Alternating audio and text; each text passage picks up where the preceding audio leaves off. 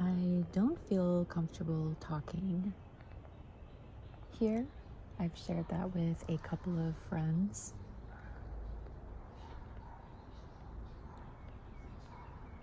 I'm getting to know this about myself as I age, that my level of comfort in an environment depends upon how free I feel to express myself. And it's not something I know right away, and so it's presented challenge since I make decisions throughout my life that take me in different places, around different people, and my reasoning may be in a certain way, but then after I feel into the space and observe how I move naturally without forcing myself to do this or that, sort of separate myself out to observe the human avatar and how naturally inclined I am to speak, to call a friend on the phone, to sing is a big one, to make videos. So apparently I felt safer in the last environment that I was in because I made so much more content and had so many more conversations speaking aloud than I do now in this latest environment that I'm living in. And that's very interesting. And I think that says a lot. There are layers of communication, subtle layers of experience, of reality that aren't so easily discernible on the surface. And it's not until, like I said, time is spent in the space that one can tell on those subtle levels if you're really comfortable or not. And as life is a long journey of learning, trial and error, for what I'm not sure that we can retain. There might be some level of our soul essence that retains some conditioning or refinement from life to life, wherever the lives materialize next, not necessarily in this realm.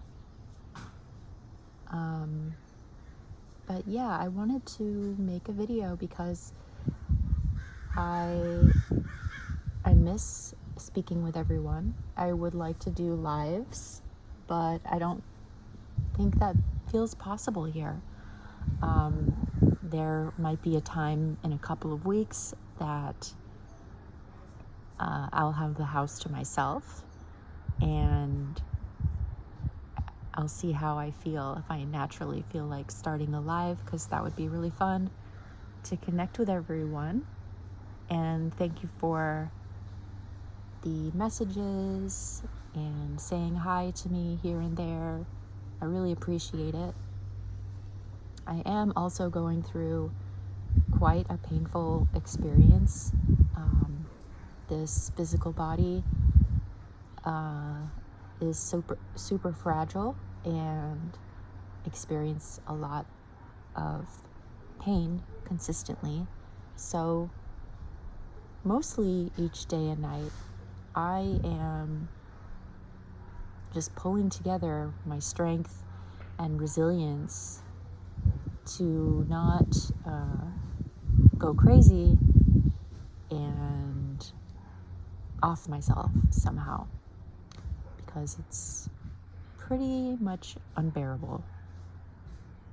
But because I grew up in a traumatic environment, I am skilled at dissociation and having one foot in and one foot out of the human experience and in the other realms. And as much as I feel the excruciating pain, like I'm being crushed by a truck all over my body, as much as I feel the pain, I know that I am not the pain, that it is happening to this body, and my soul essence is, I wouldn't say somewhere else. It's enmeshed in this system, but it's not ultimately this system. So I'm out here in the afternoon. You might hear some noises in the background. I've got neighbors on all sides.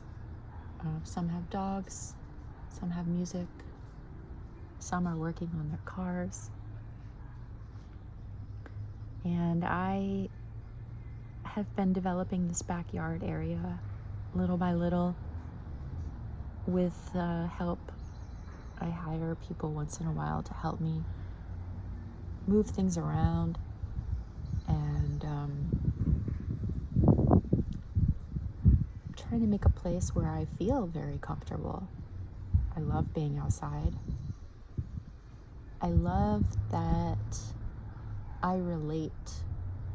There's a part of me that, as much as I don't relate to society and the world as it's run and the way most people I see are operating and where they're coming from and their values, really don't align with a lot of that here. But there's something about nature that soothes me and that I do relate to. I don't know if it's the color green. I don't know if it's the lessons that I learn from observing nature, having patience of nature, the cyclical notion of the seasons, the roots into the body, and the conditioning of the plant turning into a fruit or a flower, which would be like one's actions based on their character.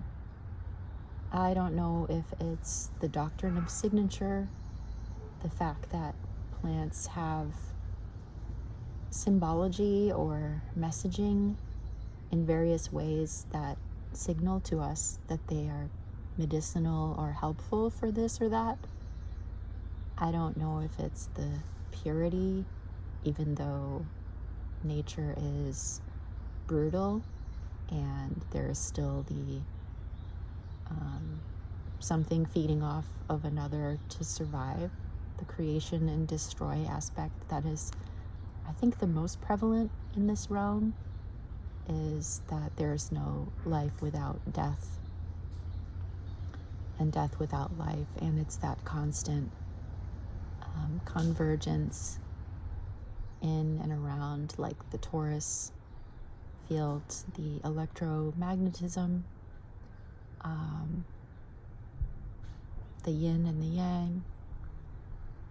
That's pretty much the fundamental ingredient, it feels like, here.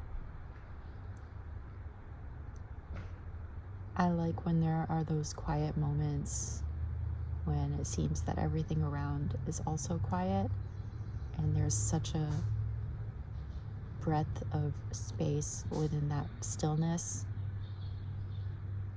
So without letting my thoughts,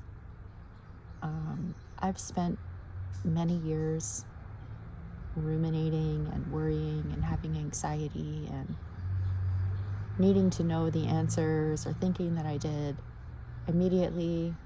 And speaking of the patience of nature, now that I'm a little older and worn down by the pain that I've experienced for so long, I just allow to not know, and I'm happy not to be thinking, and pretty much not to add any more stress on top of my experience here. I don't know why I'm still alive. I have had so many experiences in my life where I should have died or was close to death or had a near-death experience. More than I can count, more than I can even remember, so many times. I mean, I definitely can remember the core maybe 5 or 6 times that I should have died, but I know there are more. I don't know why I'm still here. I do wonder about that. And I don't want to hide myself away and become mute and totally unexpressive. I feel that I am supposed to be lending my voice and sharing what's on my mind and in my heart with anyone that wants to listen. I think that there are certain frequencies that each one of us hold, that it's like a tuning fork. When someone listens to someone's voice, you don't know exactly what it is about what they're saying that is instrumental or important to hear, but there seems to be something that unlocks something else within the listener. This is why I love listening to podcasts, interviews, conversations online. I have a few that I rotate between, and usually based in philosophy, not really debate or entertainment purpose, banter, nothing like that. A little more boring, I guess, to the masses.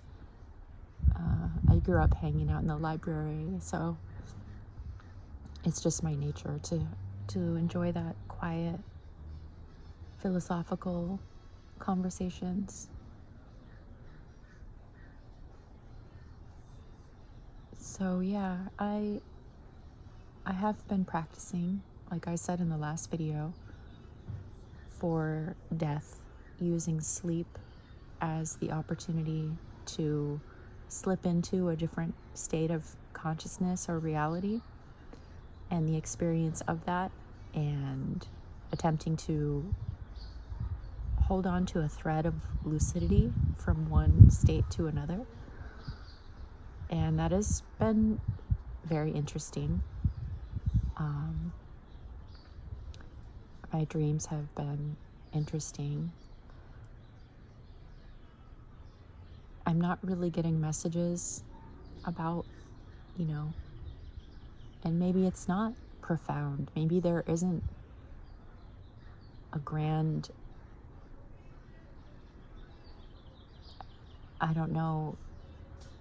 entrance or pathway or portal or gate or procession that happens when someone like myself especially doesn't have the narrative inside that I'm going to meet with anyone after death, or that there will be a review, or that my loved ones that have passed will come collect me and take me here or there. I can repeat the narrative because I've heard it, but I don't have that as my belief.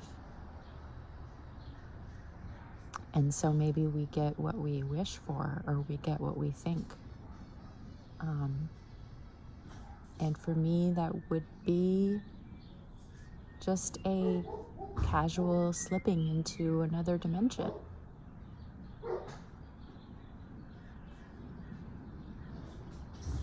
And hopefully I will retain some memory of this in particular life,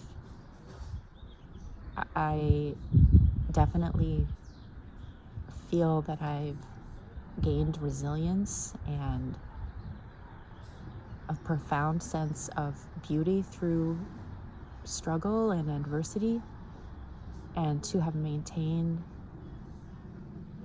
the condition of my essence and integrity of my essence through everything that I've gone through and seen, I think is heroic.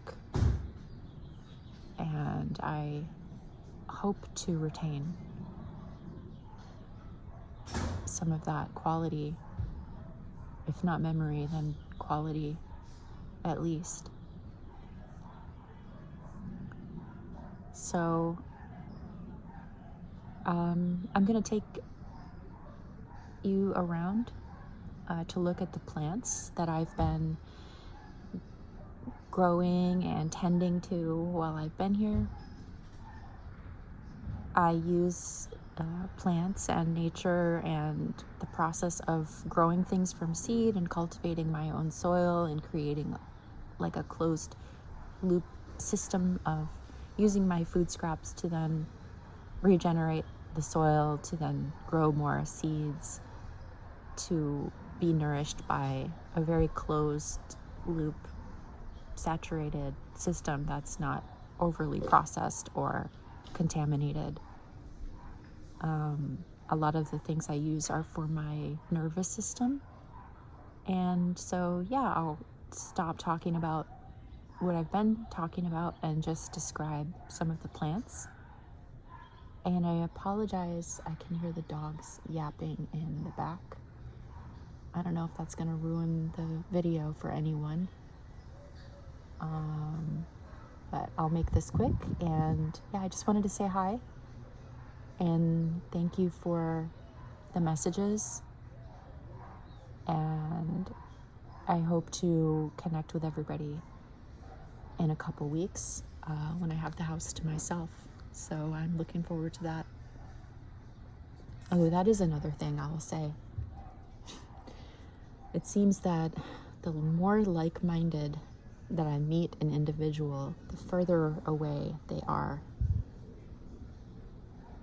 in distance. So it's been a desire of mine, and still is, to connect with like-minded people to share a house with, to rent a house together. I live in the most expensive state, California. I pay quite a bit of money to share the house, so I would pretty much go anywhere to share a space with someone that's more like-minded than my current situation. Yeah, anyway, that's another conversation. I pay about $1,500 a month here, and I bring my garden everywhere I go. Getting ready to sell all of my books. I've been working on that, and I'm going to be getting rid of some canvases too. So, all right, yeah. Gonna show you the plants now.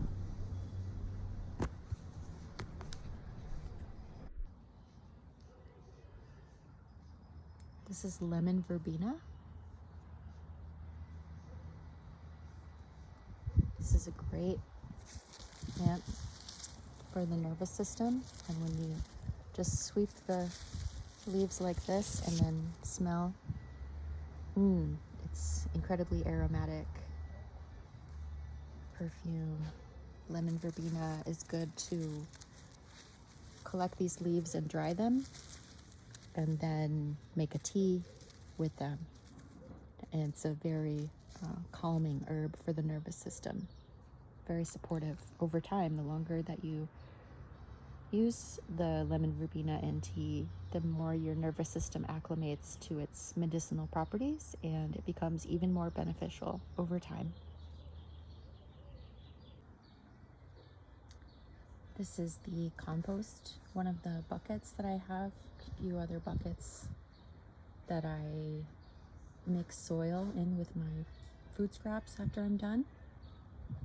And I made this container out of the planks from my old bed that I got rid of and an upside down platform. It's working out pretty good. This is lemon balm. This is another herb that is fantastic for the nervous system.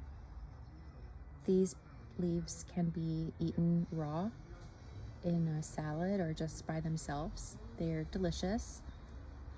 They're also incredibly fragrant and perfume-like.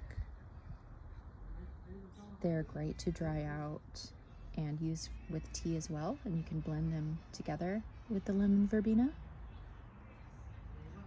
It's a little pallet of wheatgrass right there, regrowing it from a juicing time.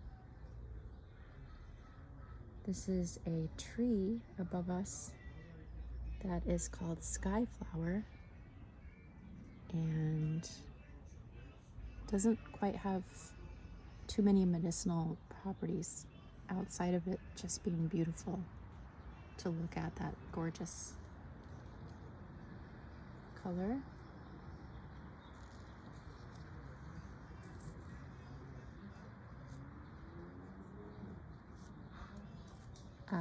Here is one of my favorite plants. This is called rue. These are the flowers of the rue. And rue's used for many reasons. For me, I use it as like the evil eye that wards off negative spiritual energy. I also feel that it is good to come out here and chew on one leaf. So I usually just pick a leaf off and eat it, usually in the morning when I have my coffee. I think actually in some country, maybe Turkey, they have dried rue that they mix in with their coffee grounds. It's bitter, so it's good for keeping the body clean and detoxed. And behind it is a California sage, California black sage. And I'm letting this plant get really tall and big because when you collect the leaves and make sun tea out of them, put it in a big mason jar with water in the sun, it makes tea, and then you can soak your feet in it, and it's a pain reliever for chronic pain. So looking forward to trying that. And then in where is it? There should be some mugwort down there. Yeah, there's the mugwort right there. And that's a wonderful herb for drying to smoke, to have in a bundle next to your bed for dreaming. But yeah, when using it as a smudge, like sage, it is an air purifier. Some plants I have, like this one, are for the hummingbirds. This one makes a really beautiful orange flower, and the hummingbirds love to come there and get that nectar. This is a avocado tree back there. That's my neighbor's house over there. I can hear them talking. This is nettle, stinging nettle that I'm trying to regrow. It's great to eat as well after the stinging parts are pulverized or cooked, or you can dry it and make a tea. Nettle is really fortifying for the body, and yeah, it's one of my favorite plants, so I hope it grows.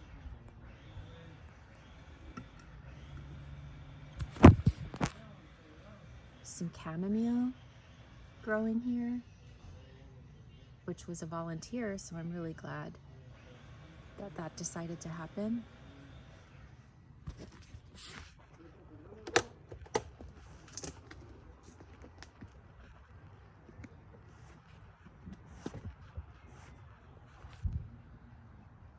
Some celery. Just grew it from regrowing the bottom of the stalk of celery. Got a basket of mint, really beautiful mint, also great for the nervous system and for the stomach.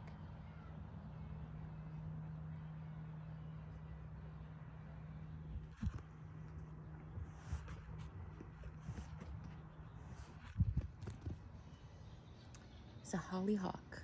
This flower, this is one of the first tall flowers that I ever grew from seed. It's about 6 feet tall. And every part of this plant is edible and is soothing for the digestion and just has a lot of nutrients in general.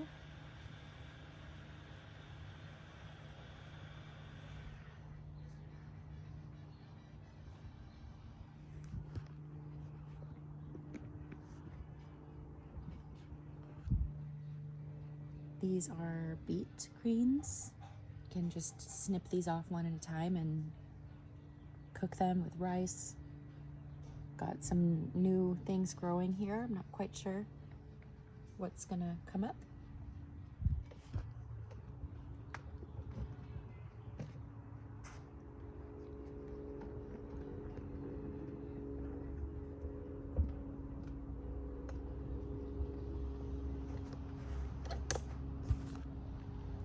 Some Chinese cabbage.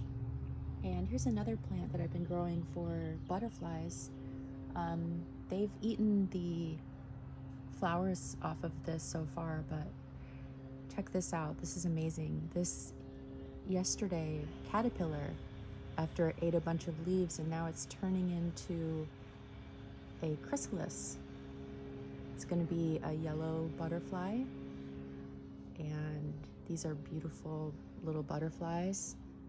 And let's see if we can show you the other one from before.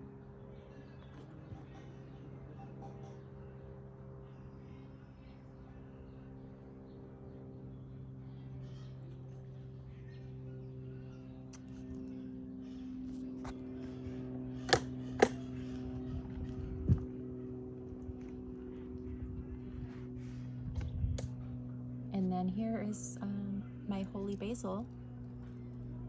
The bees aren't out today. It's a little cold, but they love this plant. And then I have my jasmine back there. That's very fragrant. Here's the ramp that I had help building to get up to my space. Trying to make my area that I can get around easier, so just got some random things laying around here. Nothing concrete, just ideas.